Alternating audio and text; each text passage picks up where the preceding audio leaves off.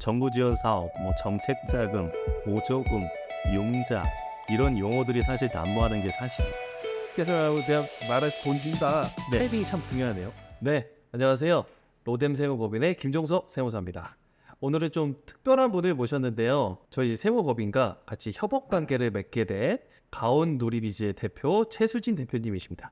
혹시 가온 누리비즈 소개 좀 부탁드려도 될까요? 반갑습니다. 저는 가온누리비즈의 최수진 대표라고 합니다. 저희 회사는 소상공인 및 중소기업을 대상으로 정부 지원 사업을 통해서 정책 자금을 안내해드리고 도와드리는 전문 컨설팅 업체라고 할 수 있습니다. 정부 지원 사업이라는 게 뭐고 어떤 분들이 좀 받을 수 있는지 이런 것 좀 설명을 좀 부탁을 좀 드려볼게요. 정부 지원 사업을 통해서 정책 자금을 활용하여 개인이나 단체, 기업들에게 그러한 정보를 제공하는 것 자체가 정부 지원 사업이다. 그리고 정부 지원 사업을 통해서 정책 자금을 우리가 받을 수 있는 거고, 그러한 정책 자금 안에는 정말 수백 가지, 수천 가지가 되는 그런 자금의 종류가 있다라고 보시면 됩니다.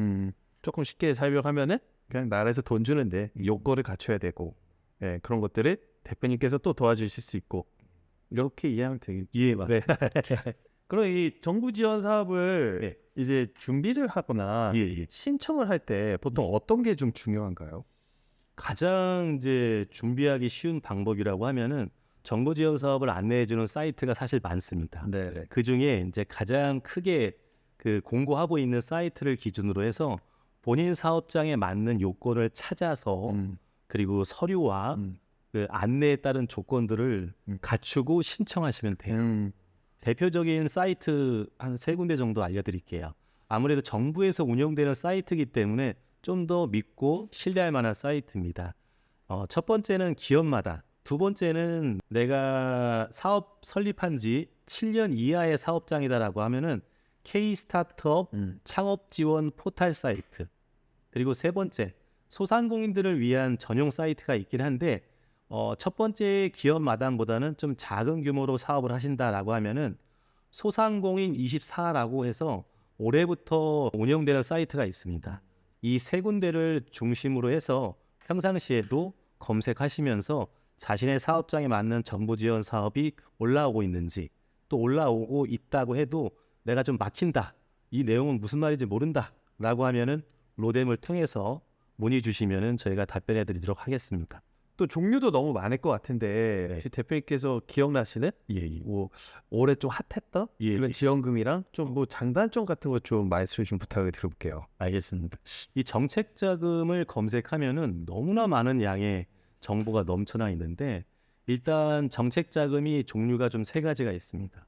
우리가 가장 많이 알고 있는 종류라고 하면은 만 34세의 청년을 고용했을 때 직원 채용 지원금이라고 해서, 물론 종류가 많이 있습니다만 보통 청년 한 명을 고용했을 때 2년 동안 1,200만 원 정도 사업자한테 지원하는 이런 금액은 보조금이라고 얘기합니다. 그리고 여기 로뎀에서도 바깥에서 이게 들어올 때 간판이 보이던데, 네네. 간판이 너무 낡았거나 아니면 우리가 간판이 없는데 간판을 좀 제작하고 싶다라고 하면은 경영 환경 개선 지원 사업이라고 따로 있습니다. 이처럼 보조금의 종류는 너무 많은데 용어가 너무 어려워서 신청을 주저하거나 어렵다라고 계속 얘기하시는 분들도 굉장히 많습니다. 그래서 이 가장 많이 알고 있는 보조금 하나하고, 그리고 두 번째는 사업을 하시다 보면은 대출을 받을 수밖에 없는 상황이 놓이게 되면은, 예전에는 우리가 은행을 많이 갔죠. 근데 지금은 정부에서 사업자를 대상으로 대출을 하는 기관이 따로 있습니다. 우리가 많이 들어봤던 신용보증재단, 신용보증기금, 기술보증기금, 중소기업진흥공단, 이처럼 정부에서 지정된 기관을 통해서 사업자 대출을 받을 수 있는 요 자금을 융자라고 얘기합니다. 그리고 또 한 가지, 요즘에 이제 20대, 30대 되신 사업자, 창업자분들이 가장 관심 있어 하시는 예비 창업 패키지, 초기 창업 패키지, 창업 도약 패키지, 이런 패키지 사업들이 있는데, 이런 금액들을 보통 R&D 자금이라고 해요. 근데 이런 금액들은 최소 1억에서 많게는 20억까지 중소기업에게 무상환 자금으로, 내가 갚지 않아도 되는 자금을 제품 개발부터 사업화까지 지원해주는 나라의 정부 지원금을 R&D 자금이라고 이렇게 세 가지 구분되어 있습니다. 그 은행 저는 그냥 일반 은행권에서 돈을 빌려서 썼거든요. 예예예. 그거랑 또 지금 대표님이 말씀하신 이런 사업자 대출이랑 예예. 다를 것 같아요. 이게 장단점이 또 있을 것 같고. 네. 지금 그 대표님의 의견은 어떠세요? 많이들 물어보세요. 네. 사업을 하는 데 있어서 은행을 가야 되나요? 주거래 은행을 찾아야 되나요? 아니면 검색을 했더니 신용보증재단이나 기금을 찾아야 되나요? 이렇게 얘기하는데 제가 항상 설명해 드리는 부분은 장점과 단점을 좀 설명해 드려요.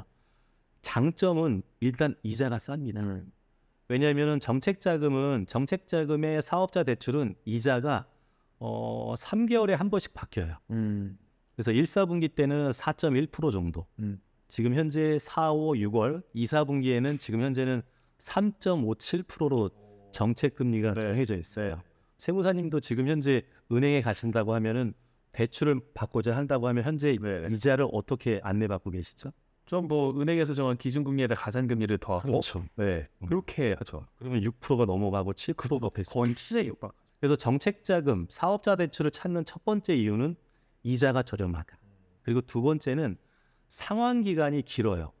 기본적으로 물론 대출을 신청할 때 상환 방법, 기간을 선택하겠지만은 기본적으로 3년, 5년 그리고 시설 자금의 같은 경우에는 10년 이상이 되는 경우도 있습니다. 근데 우리가 은행을 찾게 된다고 하면은 올 6월 달에 내가 돈을 빌렸다고 하면은 내년 6월이 되면은 은행에서 연락이 오겠죠. 네, 연장을 할 건지 아니면 중도 상환을 다 할 건지. 그러니까 이런 연장에 대한 자유로움이 좀 정해져 있고 그리고 이제 세 번째라고 하면은 상환에 대한 방법을 바꿀 수도 있어요. 그러니까 내가 예를 들어서 물론 은행하고 좀 비슷하고 하지만은 은행보다는 연장하기가 좀 쉽다는 얘기예요. 그렇죠? 그래서 결산할 때 내가 작년도 결산서를 만들 때도 그거를 좀 착안해서 미리 기장 대리인 통해서 의뢰한다고 하면은 연장에 대한 부분도 압박이 훨씬 더 부담이 덜할 거다라고 볼 수 있습니다. 근데 가장 큰 단점이 하나가 존재합니다. 이 단점이 뭐냐면은 이 정부 지원 사업의 정책 자금은 국민의 세금으로 쓰기 때문에 보통은 공고가 올라와야 내가 신청할 수 있어요.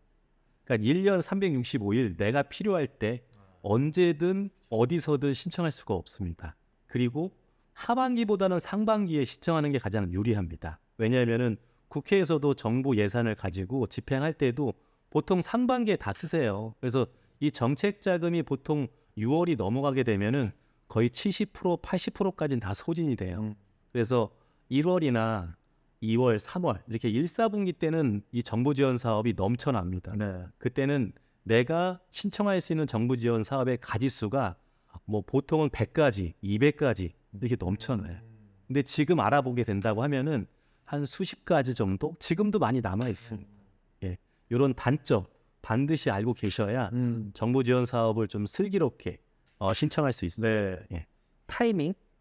네. 타이밍이 참 중요하네요. 네, 맞습니다. 혹시 뭐 대표 또 추가적으로 말씀 주실 거 있나요? 뭐 이렇게 우리가 알아야 되는 꿀팁?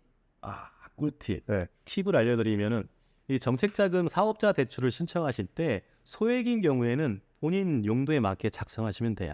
근데 정책자금을 처음 신청할 때 구분이 되어 있는데 하나는 운전자금, 또 하나는 시설자금이 있습니다. 근데 이 운전자금은 내가 사업을 운영하는 데 있어서 직원들 인건비 그리고 뭐 차량 구입이나 아니면 사업상에 필요한 경비를 사용할 때 운전자금을 신청하는데 이 운전자금을 내가 신청할 때 대략적인 내용들 너무 자세하게 디테일하게 작성하지 않으셔도 돼요. 고용을 늘린다거나 아니면 매출 향상을 위해서 원자재의 결제 금액이 많아졌다거나 이렇게 간단하게 좀 적어주시고 시설자금 같은 경우에는 최소 5억 이상 부동산을 구입한다거나 아니면 공장의 설비를 좀 대량으로 좀 구매한다거나 할 때도 마찬가지 이렇게 좀 대략적인 내용만 잘 작성해 주시면은 심사하시는 분들이 그렇게 꼬투리를 잡거나 거기에서 딴지를 걸지는 않습니다.